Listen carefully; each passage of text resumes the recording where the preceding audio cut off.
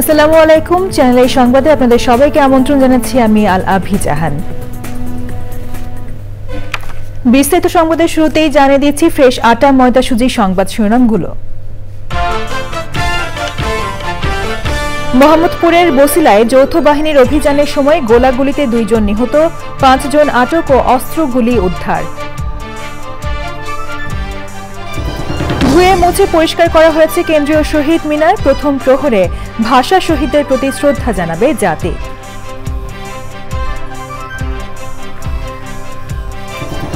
এবং দুবাইয়ে চ্যাম্পিয়ন্স ট্রফিতে আজ ভারতের মুখোমুখি হবে বাংলাদেশ, যে কোনো দলকে হারানোর আত্মবিশ্বাসে টাইগাররা।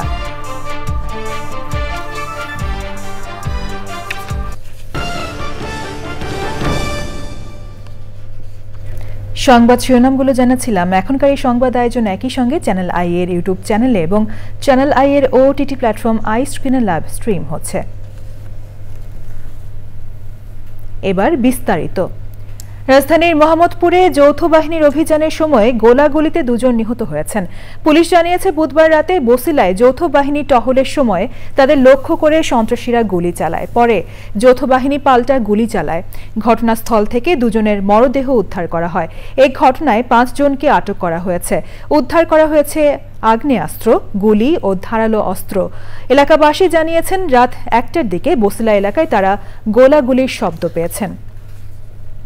জুলাই আগস্ট গণহত্যার মামলায় সাবেক আইজি সহ 9 পুলিশ কর্মকর্তা ও সাবেক এক সেনা কর্মকর্তা সহ 10 জনকে আজ আন্তর্জাতিক অপরাধ ট্রাইব্যুনালে হাজির করা হবে। যাদের হাজির করা হবে তারা হলেন সাবেক IGP Chowdhury Abdullah Al Mamun, national telecommunication monitoring centre এনটিএমসির সাবেক মহাপরিচালক অবসরপ্রাপ্ত মেজর জেনারেল জিয়াউল আহসান, ডিএমপির মিরপুর বিভাগের সাবেক উপকমিশনার জসিম উদ্দিন মোল্লা, বরখাস্ত হওয়া ঢাকা জেলার অতিরিক্ত পুলিশ সুপার আবদুল্লাহ হিল কাফি,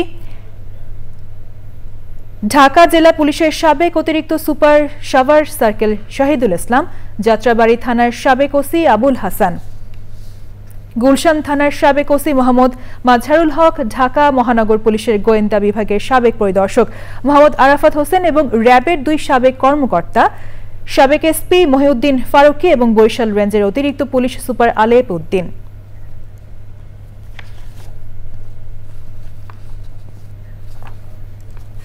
একুশের প্রথম প্রহরে ভাষা আন্দোলনের বীর শহীদদের প্রতি শ্রদ্ধা জানাবেন সর্বস্তরের মানুষ। বাংলা ভাষার মর্যাদা রক্ষার জন্য জীবন উৎসর্গ করা রফিক বরকতদের স্মরণ করতে কেন্দ্রীয় শহীদ মিনারে চলছে শেষ মুহূর্তের প্রস্তুতি। মহান শহীদ দিবস ও আন্তর্জাতিক মাতৃভাষা দিবস উপলক্ষে ধোয়া মোছার কার্যক্রমের পাশাপাশি শহীদ মিনার প্রাঙ্গণে চলছে আঁকাআঁকি। লুৎফুর রহমান সোহাগের রিপোর্ট। রাত হলেই শহরের জনস্রোত ছুটবে বাঙালির শোক আর গৌরবের প্রতীক কেন্দ্রীয় শহীদ মিনারে। শ্রদ্ধার মিছিল, ফুল ছুঁয়ে স্মরণ করবে মায়ের ভাষার মর্যাদা রক্ষার বীর শহীদদের। 21শে ফেব্রুয়ারিকে সামনে রেখে নিরাপত্তা বলয়ে ঢেকে রাখা হয়েছে শহীদ মিনার এলাকা। শহীদ মিনার প্রাঙ্গণে বন্ধ করা হয়েছে সাধারণ মানুষের প্রবেশ। শেষ মুহূর্তে চলছে রংতুলির আছরে শহীদ মিনারকে রাঙিয়ে তোলার তোড়জোড়। ব্যস্ত সময় পার করছেন পরিচ্ছন্নতা কর্মীরা। লুৎফর রহমান সোহাগ, চ্যানেল আই, ঢাকা। বাড়ির সৌন্দর্য বর্ধনের বাইরেও নিজের খাদ্য নিজে উৎপাদনের প্রচেষ্টায় নগরের অনেক মানুষই এখন নিজ ভবনে চাষ করছেন গাছপালা ও শাকসবজির। তবে উদ্যোক্তারা বলছেন ছাদ কৃষি বা আঙিনা কৃষিকে টিকিয়ে রাখতে নিয়মিত পৃষ্ঠপোষকতা করা প্রয়োজন। বিস্তারিত জানাচ্ছেন শেখ সিরাজ। বগুড়ার চারমাথা এলাকায় নতুন বাড়ি নির্মাণ করেছেন তাহমিনা খানম এবং আব্দুস সোবহান দম্পতি। সরকারি চাকরি থেকে অব্যাহতির পর এই দুই কর্মকর্তা অবসর সময় কাটানোর আর নিরাপদ খাদ্যের অন্বেষণে পরিকল্পিতভাবে গড়েছেন এই ছাদ কৃষি। তো আপনাদের এই অঞ্চলটা, বগুড়া অঞ্চল তো শাকসবজির জন্য বিখ্যাত একটা, বিখ্যাত, অনেক শাকসবজি হয়, কিন্তু বাসারটাই খেতে বেশি মজা হয় কিংবা সিদ্ধ হয় ভালো। কেন? আর বাইরেটা ওই ওরা পানি দেয়, বাজারে 2-3 দিন আগে আনে, আমরা টাটকা সবজি খাই। কীটনাশক সহজে ব্যবহার করা হয় না। 2700 বর্গফুট আয়তনের এই ছাদে উৎপাদন হচ্ছে শীতের শাকসবজি আর রকমারি ফল ফসল। ড্রাগন আছে, ফুলকপি, বাঁধাকপি, তারপরে আমের গাছ আছে, পেয়ারার গাছ আছে, লেবুর গাছ আছে, সারা বছর লেবু খাওয়া হয়। তারপরে মালটা ধরে, মরিচ হয়, টমেটো হয়, বেগুন হয়। ঘরোয়া এমন ফসলি আয়োজন দ্রুত সম্প্রসারণ হচ্ছে উত্তরের এই নগরেও। আমরা প্রতি বছর 1-2 করে প্রোগ্রাম করি, সেখানে সবাইকে ইনভাইট করি, বিভিন্ন গাছ বিতরণ করি, বিভিন্ন উপদেশ বা পরামর্শ দিয়ে। আপনাদের ফেসবুক গ্রুপ আছে? মানে আমাদের গ্রুপের মেম্বারই প্রায় 1100-র মতো আছে আমাদের। তবে উদ্যোক্তারা মনে করছেন যে এই কাজ করতে গিয়ে যেরকম তথ্য প্রাপ্তির যথেষ্ট অভাব আছে ভালো মানের বীজ, চারা এবং এগুলোর প্রাপ্তির ক্ষেত্রে সংশ্লিষ্ট দপ্তর বিষয়গুলোর দিকে নজর দিলে সারা বাংলাদেশের শহর অঞ্চলে ছাদ কৃষি আরও প্রসার করবে। বগুড়ার চারমাথার তাহমিনা খাতুনের ছাদ কৃষি থেকে শাইখ সিরাজ, চ্যানেল আই। এ নিয়ে বিস্তারিত প্রতিবেদন দেখবেন আজ বেলা 3:05 হৃদয় মাটি ও মানুষের ডাক অনুষ্ঠানে। এবার রয়েছে ভাষার মাস ফেব্রুয়ারি।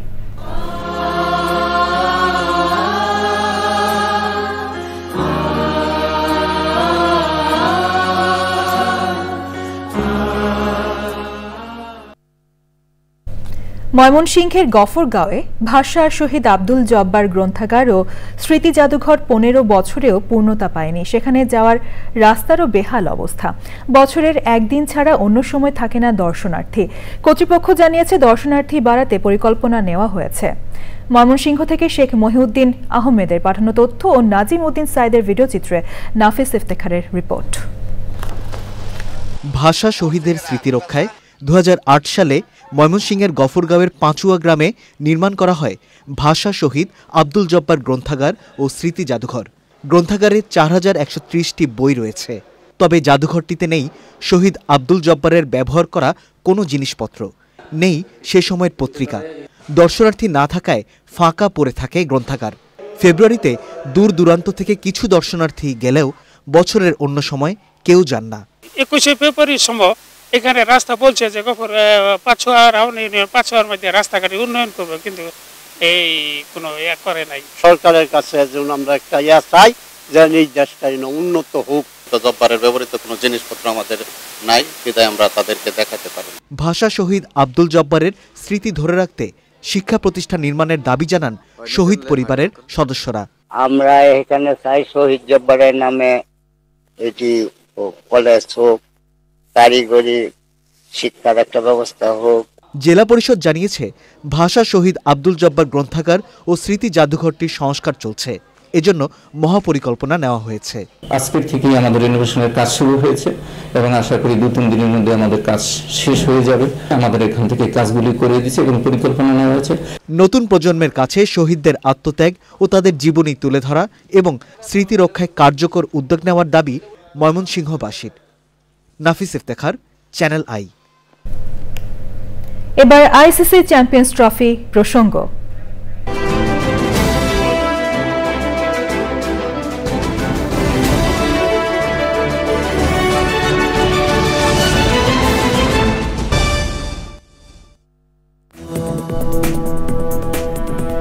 চ্যানেল আই সংবাদে আবারও আমন্ত্রণ জানাচ্ছি।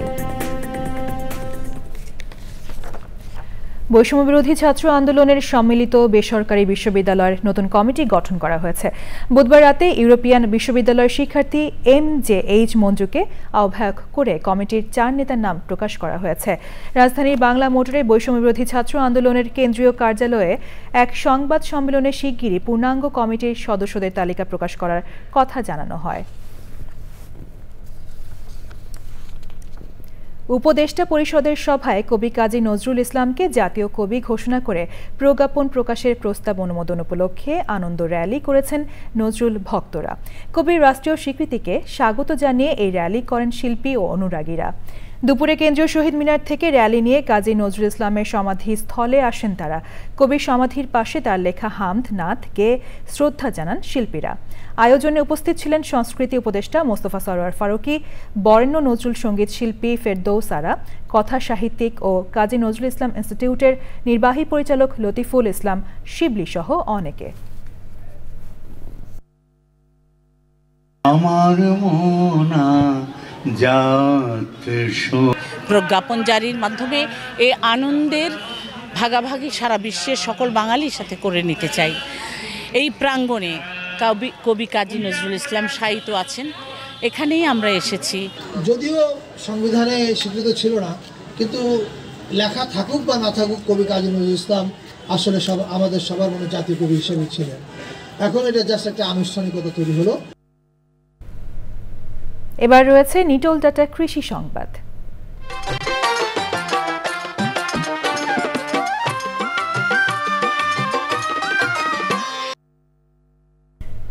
নীলফামারীর সৈয়দপুরে সমলয় পদ্ধতিতে বোরো ধান আবাদের জন্য ট্রেতে ধানের বীজতলা তৈরি করা হচ্ছে। অল্প জায়গায় অল্প সময়ে ও স্বল্প খরচে সবুজ সতেজ ধানের চারা স্বপ্ন দেখাচ্ছে কৃষকদের। নীলফামারী থেকে আনোয়ারুল আলমের রিপোর্ট। জেলার সৈয়দপুর কামারপুকুরে বোরো ধান আবাদের জন্য জমিতে বীজতলার পাশাপাশি কৃষি বিভাগের সহযোগিতায় ট্রেতে বীজতলা তৈরি করা হচ্ছে। ফলে উৎপাদন হচ্ছে সুস্থ সবল ধানের চারা। এই চারা যন্ত্রের মাধ্যমে সময়মতো রোপণ করায় ফলন বাড়বে বেশি এবং উৎপাদন খরচ অনেকটাই কমে যাচ্ছে দাবি কৃষকের। আমরা ট্রেতে বীজতলা তৈরি করছি। এই ট্রেতে বীজতলা তৈরি করাতে আমাদের বীজও কম লাগছে। প্রযুক্তির সঙ্গে আমরা যদি চাষাবাদ করি তাহলে আমাদের সময় সাশ্রয় হবে, ফলন বেশি হবে। ট্রেতে বীজ রোপণ করা হয়েছে এবং এই বীজটা আবার জমিতে রোপণ করা হবে। পোকামাকড় আক্রমণ থেকে রক্ষা হয়েছে, সময় বাঁচেছে, টাকাও আমাদের বেঁচে গেছে। সমলয় চাষের মাধ্যমে একই জায়গায় 50 জন কৃষককে ট্রেতে চারা উৎপাদনের জন্য উৎসাহিত করা হচ্ছে। বীজতলা তৈরি, চারা রোপণ ও কর্তন সবকিছুই করা আধুনিক যন্ত্রের মাধ্যমে। যন্ত্রের মাধ্যমে এই 600 কেজি বীজকে আমরা প্রায় একদিনের মাধ্যমে বপন করতে সক্ষম হয়েছি। 600 কেজি বীজ আমরা 4100 ট্রেতে বপন করতে সক্ষম হয়েছি। এটা ট্রেতে বীজতলা করলে আমাদের সময় বাঁচে এবং রোগ পোকামাকড়ের হাত থেকে রক্ষা পাওয়া যায়। চলতি মৌসুমে সৈয়দপুর উপজেলায় ৮২১৪ হেক্টর জমিতে বোরো ধানের আবাদের লক্ষ্যমাত্রা ধরা হয়েছে বলছেন কৃষি সংশ্লিষ্টরা। Anwarul Alam, channel I, Nilphamari. এবার প্রকৃতি সংবাদ।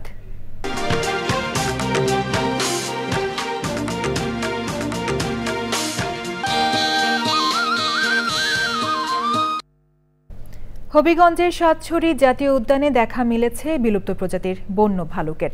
সম্প্রতি এক ফটোগ্রাফারের ক্যামেরায় ধরা পড়ে প্রাণীটি। এই ঘটনায় এলাকায় যেমন চাঞ্চল্য হয়েছে, তেমনি ভালুক দেখার জন্য উদ্যানে ভিড় বাড়ছে পর্যটকদের। উদ্যানের নিরাপত্তা নিশ্চিতে জনসাধারণ ও পর্যটকদের অবাধ চলাফেরায় বিশেষ সতর্কতা জারি করেছে কর্তৃপক্ষ। আব্দুল হালিমের তথ্য ও ভিডিওচিত্রে আফরোজা হাসির রিপোর্ট। হবিগঞ্জের চুনারুঘাট ও মাধবপুর উপজেলা ঘেঁষা রঘুনন্দন পাহাড়ের সাতছড়ি জাতীয় উদ্যান। আঁকাবাঁকা মেঠোপথ, পাখির কলকাকলি, বিভিন্ন প্রজাতির বন্যপ্রাণী, পাতা ঝরার শব্দ আর অবারিত সবুজে হারিয়ে যেতে এখানে ছুটে আসেন হাজারো পর্যটক। ১৯৭ প্রজাতির জীবজন্তু ও প্রায় ২০০ প্রজাতির পাখি এবং রং বেরঙের প্রজাপতির দেখা মেলে উদ্যানে। গহীন অরণ্যে বসবাস লজ্জাবতী বানর, উল্লুক, চশমা পরা হনুমান, কুলু বানর, মেছোবাঘ আর মায়া হরিণের। তবে সম্প্রতি স্থানীয় হারিস দেব বর্মা নামে এক ফটোগ্রাফারের ক্যামেরায় ধরা পড়ে বিরল বন্য ভালুক। আসলে ভালুকরা অনেক সময় হিংস্র হয়ে যায়, মানুষের সামনাসামনি পড়লে ক্ষয়ক্ষতি করতে পারে। So this is a very nice place and we are very happy to see. সবার মুখে শুনেছি যে ভালুক এখানে প্রচুর আকারে থাকে। এই ভালুক দেখার জন্য আমরা আসছি। ইভেন ইন্ডিয়া থেকে নাকি ওরা অলওয়েজ ভালুক শিকার করতে চায়। বন বিভাগ বলছে এশিয়াটিক ব্ল্যাক প্রজাতির বিরল ভালুকটি সহ প্রায় 10 থেকে 12টি ভালুক রয়েছে উদ্যানে। আসলে বন্যপ্রাণীর একটা অভয়ারণ্য বলা যায়। এখানে সব শ্রেণীর প্রাণী আছে, রেয়ার কিছু প্রাণী আছে যেগুলো অন্যান্য বনে সাধারণত পাওয়া যায় না। পর্যটকদের নিরাপত্তা নিশ্চিত ও বন্যপ্রাণী সংরক্ষণে নজরদারি বাড়িয়েছে কর্তৃপক্ষ। দর্শনার্থী যারা আছে তাদের নিরাপত্তার জন্য আমরা আমাদের টহল জোরদার করেছি এবং তাছাড়া আপনার যে এইগুলা ভালুকগুলা যে সংখ্যা এবং আমরা এটা আশা করি যে আমাদের নানান রকম আমাদের সাথে স্টেক হোল্ডার আছেন বা রিসার্চাররা আছেন। ভালুক রক্ষায় সমন্বিত উদ্যোগের পাশাপাশি সচেতনতা জরুরি বলছেন পরিবেশবাদীরা। আফরোজা হাসি, প্রকৃতি ও জীবন ডেস্ক, চ্যানেল আই।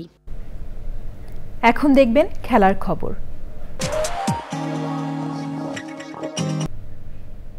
সবশেষে ফ্রেশ আটা ময়দা সুজি সংবাদ শিরোনামগুলো জানিয়ে দিচ্ছি আরো একবার। মোহাম্মদপুরের বসিলায় যৌথ বাহিনীর অভিযানের সময় গোলাগুলিতে 2 জন নিহত, 5 জন আটক ও অস্ত্রগুলি উদ্ধার। ধুয়ে মুছে পরিষ্কার করা হয়েছে কেন্দ্রীয় শহীদ মিনার। প্রথম প্রহরে ভাষা শহীদদের প্রতি শ্রদ্ধা জানাবে জাতি।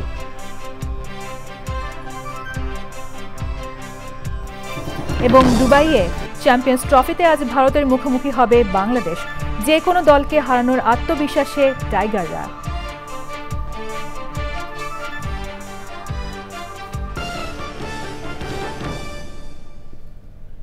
চ্যানেল আই এর সর্বশেষ সংবাদ জানতে ভিজিট করুন channelionline.com-এ। যুক্ত থাকুন আমাদের সোশ্যাল মিডিয়া প্ল্যাটফর্মগুলোর সাথে। পরবর্তী শীর্ষ খবর দেখার আমন্ত্রণ জানিয়ে শেষ করছি। ধন্যবাদ সবাইকে।